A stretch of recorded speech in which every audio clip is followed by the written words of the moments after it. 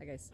So today I want to show you a little bit about what we're going to try to get done. So I'm actually going to be working on expanding the goats up into the woods more and up on the hillside. So originally we had expanded and put Wilbur and Ferdinand, our intact male and his companion, up on this hillside here. And he had done a really good job of actually like taking care of a lot of the shrub layer. So basically like the multiflora rose and basically also Rooster just ran by me. Basically anything with prickers and things of that nature, poison ivy, stuff like that. They did a really good job of clearing that down, knocking it down, and actually like making it so other things can grow in this space, which was part of why we put him up here. But then, you know, previous videos I explained that he tried to escape, then we had to move him, and it's just a big bunch of chaos. So the fencing had to come down and things had to get changed. So in saying that, I decided, why don't we just go ahead and just do a whole bunch more. So what I'm actually going to do is where there is, I don't know if you guys will be able to see it with the sun, but by that really big tree right up there, there's actually a gate to go on the main walkway to get up through the woods and stuff. It was just a deer trail that was here when I got here, so I just sort of cut that as my main trail and have maintained it since. But so that's going to be kind of like the top part of this pasture space, but we're going to do some weird fence lines because a lot of these bigger trees like that one there that's going to be essentially in the pasture are trees that are maples that I'm tapping every year. Kind of don't want to put them in the pasture because then I can't tap them and the goats will just mess with it, and goats like to kill trees. So a lot of these smaller trees, some of them are going to go. This one here is going to actually get fenced around it so that way it's protected, just because I like elm trees. Don't know why I like them, I do.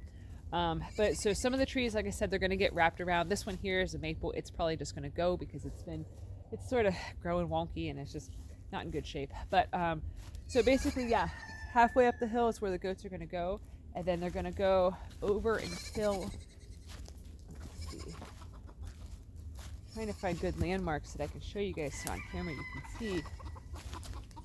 All right, kind of over towards where that white bucket is there. So it's going to actually kind of like double, maybe even close to triple their pasture space.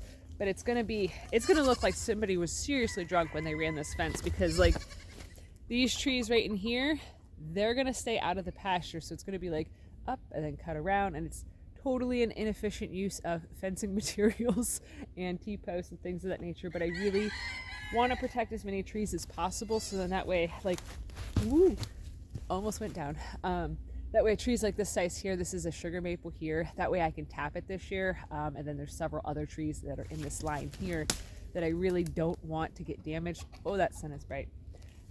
So then that way goats can have the maximum amount of space. They can get up off of the really like low soggy bottomland here, because kind of in this line that I'm standing on with all of the trees that go back, there's nothing but springs on this line. So their property, their pen right now, pretty much from now until the next drought in the summer, is going to be very muddy, very soggy. So I'm doing this so that way they can come up out of the mud, so that way they can have better hoofs and be in better shape, better health, and then also they can work on eating off all of the greenery that's still in existence. So they'll actually eat a bunch of these leaves, they'll eat a bunch of the like the leaves that are from the trees that are on the ground.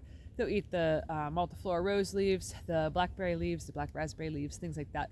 And they'll eventually work on killing off the vines, because when we first got this place, how that looks up there is actually how their whole space down in here looked. It was very overgrown. There was just berries everywhere. You couldn't hardly walk to lay the fence, to put the fence in, or anything of the sort. So goats are definitely the right animal for this property. It's just figuring out a way to do this in a way that's not going to draw that much blood, because this is a lot of prickers that we're going to have to go basically traipsing through. So it's not going to be very fun. So anyways, that's the project for today. I'm going to get off here so that way I can actually run to town, get some more fencing, because probably going to need several rolls and I don't have that much here. So anyways, thanks for watching. Have a good one, guys.